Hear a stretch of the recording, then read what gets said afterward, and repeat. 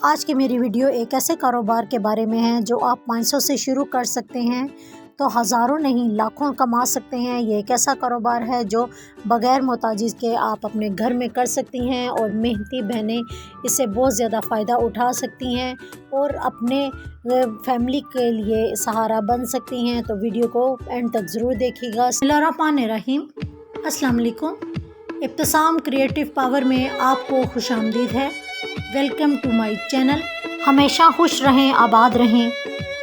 आज की मेरी वीडियो ज़्यादातर इस बारे में है कि आप ये पेंट किस तरीके से ख़ुद बना सकती हैं और स्टेप बाय स्टेप मैं पूरी चीज़ें आपको पूरी तरह से समझाने की कोशिश करूँगी। तो ये लेड मैंने बाज़ार से ली थी, लेकिन क्या हुआ कि इसमें पेंट बहुत कम था और प्रेस करने के बाद इसमें आधे से ज़्यादा तो इसमें एयर थी जो निकल गई और उसके बाद पेंट बिल्कुल मामूली सा रह गया और इससे ये नुकसान हुआ कि मेरा एक जो दुपट्टा था वो हाफ से भी कम बना। तो उसके बाद मैंने सोचा कि मैं क्यों ना लेड ख़ुद बनाऊं, तो उसको भी मैं पूरे तरीके से डिटेल से आपको बताने की कोशिश करूंगी। एक्रेलिक पेंट्स इससे पहले मैंने आपको इसका बनाने का तरीका शेयर किया था, लेकिन इसकी डिटेल मैं अगली वीडियो में आपके साथ शेयर करूंगी कि ये पेंट मैंने किस तरीके से बनाए थे। लेकिन आज मैं आपके साथ सिल्क पेंटिंग और इसके अलावा ऑर्गेन्जा और शिफॉन के ऊपर जो इसका गुटा होता है वो बनाने का पूरा मेथड शेयर करूंगी।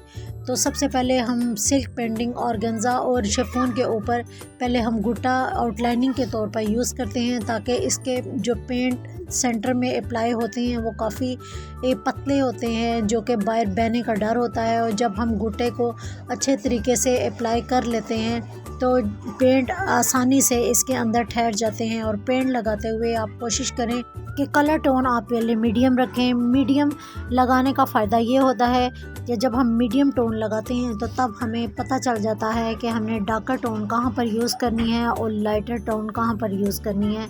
तो मीडियम टोन के बाद ब्रश को साफ़ करने के बाद इसकी लाइटर टोन यूज़ करें और एंड पे इसकी डार्कर टोन को यूज़ करें, ताकि इससे ये होता है कि आसानी से कलर भी आपस में मर्ज हो जाते हैं और ब्लेंडिंग होने के बाद हमारी शेडिंग बहुत ही ज़बरदस्त आती है।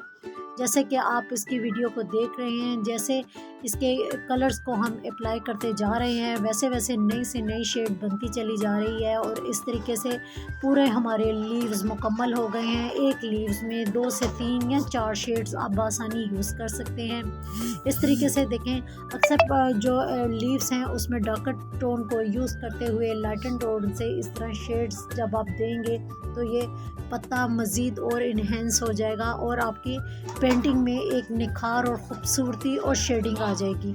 सिल्क पेंटिंग के कलर को यूज़ करने का एक सबसे बड़ा बेनिफिट ये होता है कि जब आप पेंट को कपड़े के ऊपर अप्लाई करते हैं तो इसका जो क्लॉथ होता है वो इतने अकड़ाव में नहीं आता, बल्कि स्मूथ कलर के साथ ये अप्लाई होता है और इसकी फिनिशिंग और इसकी शाइनिंग इस तरीके से बरकरार रहती है और ये देखने में काफ़ी खूबसूरत और ओरिजिनल शेडिंग में आता है। जिस तरीके से एक फ्लावर बनाने के लिए मीडियम से लाइटर और लाइटर से जो डार्कर शेड्स की 3-4 टोन्स देने के बाद मैंने फ्लावर को इस तरह इन्हेंस किया है, इसी तरह आप लीव्स भी देख सकते हैं उसमें भी 3 से 4 शेड्स इसके और इससे ज़्यादा भी अप्लाई हो रही हैं। आप अपनी मर्ज़ी से इसमें एक टोन भी यूज़ कर सकते हैं, लेकिन मैंने इसको मज़ीद खूबसूरती और मल्टी शेड में जो है कवर किया है। तो इस तरीके से आप जिस तरह देख रहे हैं मूवी में उसी तरीके से ही आप कलर को यूज़ करें। तो अब गुटा मेरा देखें बिल्कुल ख़त्म हो चुका है, जबकि मार्केट से लाया हुआ गुटा वो मेरा एक से आधा दुपट्टा भी कवर नहीं कर सका। तो अब मैं गुटा ख़ुद बना रही हूँ। तो कैसे बनाऊँगी, इसके लिए मैंने वाइट शेड ली है, येलो और ऑरेंज शेड ली है, क्योंकि मुझे गोल्डन कलर का गुटा चाहिए था। और इसमें मैं पर्ल और इसके अलावा सिल्वर कलर ये शामिल करूँगी, क्योंकि मेरे पास इस वक्त गोल्डन डस्ट नहीं है। तो गोल्डन डस्ट अगर ना हो तो आप सिल्वर डालकर और येलो और ऑरेंज शेड बनाकर गोल्डन शेड खुद भी बना सकती हैं। और इस तरीके से जो एयर टाइट पाउच आते हैं उनके अंदर मैंने पेंट को फिल कर लिया है और थोड़ी सी गम भी इसके अंदर शामिल की है, ताकि इसके अंदर मज़ीद और मजबूती आ जाए। तो अब देखें, मैं अप्लाई करके दिखा रही हूँ कि ये गुटा इस ऑर्गेन्जा के ऊपर इतनी आसानी से स्मूथ तरीके से अप्लाई हो रहा है और आप इससे जितना ज़्यादा दबाव रखेंगी उतनी ही ज़्यादा इसकी बारीक और मोटी लेयरिंग आएगी। इस तरीके से मैंने पूरा गुट्टा इसका कर लिया है। तो देखें बाज़ार से जो गुट्टा आया था वो और ये इन दोनों में कोई भी फ़र्क मालूम नहीं हो रहा। पेंट मेरा मुकम्मल हो चुका है और इसको मज़ीद और ख़ूबसूरत बनाने के लिए आप पेस्टिंग जितनी भी एम्बेलिशमेंट है वो इसके ऊपर यूज़ कर सकती हैं। चाहे तो स्टोन यूज़ कर सकती हैं, सीक्वेंस यूज़ कर सकती हैं। इसके अलावा अगर आप फैब्रिक के एक्रेलिक गम लेंगी तो उससे ये स्टोन काफ़ी मज़बूत अटैच होंगे और आप पानी से चाहे इसको गीला करें या वॉश करें तब भी ये नहीं उतरेंगे। तो मैंने एक्रेलिक की ही गम ली है, या आप इसके ऊपर अप्लाई करके अपने सीक्वेंस को इसके ऊपर लगा सकती हैं।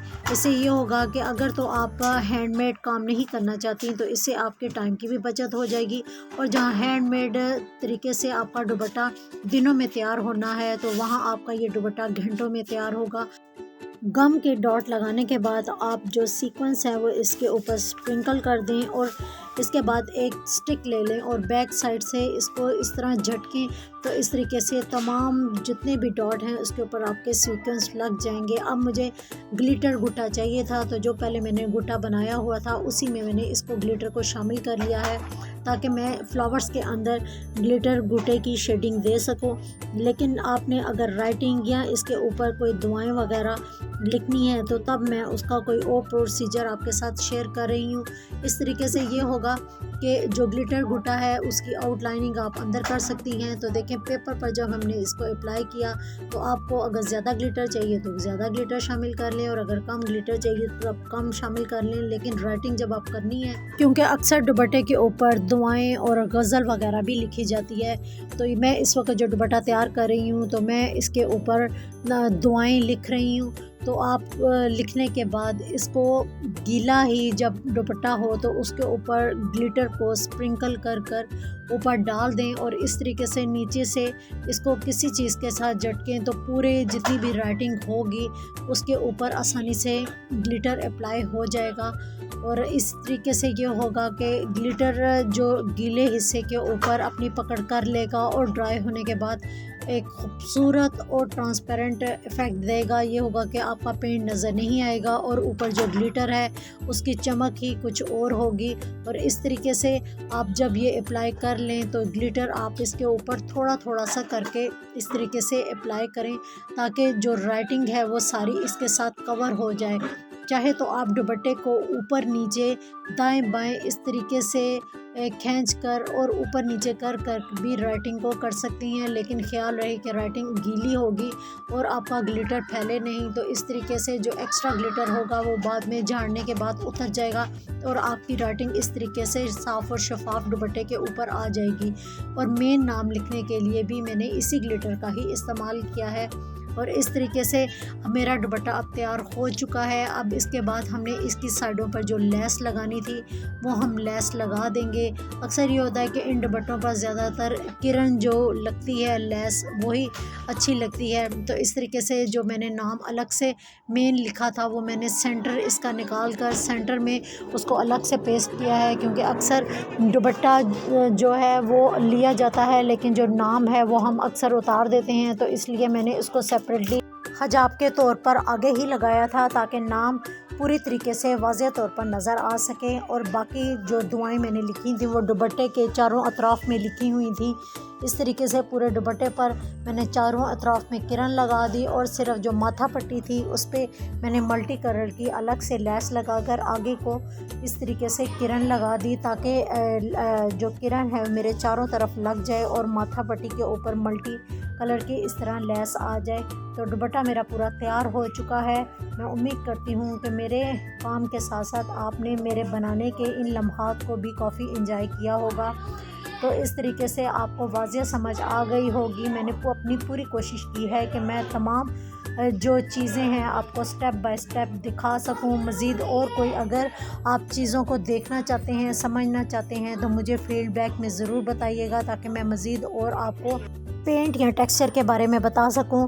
और मैं उम्मीद करती हूं कि मेरी आज की ये वीडियो आपको काफ़ी पसंद आई होगी। तो प्लीज़ मेरी इस वीडियो को लाइक, शेयर और सब्सक्राइब ज़रूर कीजिएगा और अपने दूसरे प्यारों को भी शेयर कीजिएगा ताकि वो भी इससे फ़ायदा उठा सकें। और ख़ास तौर पर ये मेरी जिस बहन का दुपट्टा है उसको दुआओं में ज़रूर याद रखिएगा। खुदा ताला उसको खुश और आबाद रखे और ज़िंदगी का अगला सफ़र खुशियों और सुकून से भरा हो। आमीन सुम्मा आमीन। अल्लाह हाफिज़।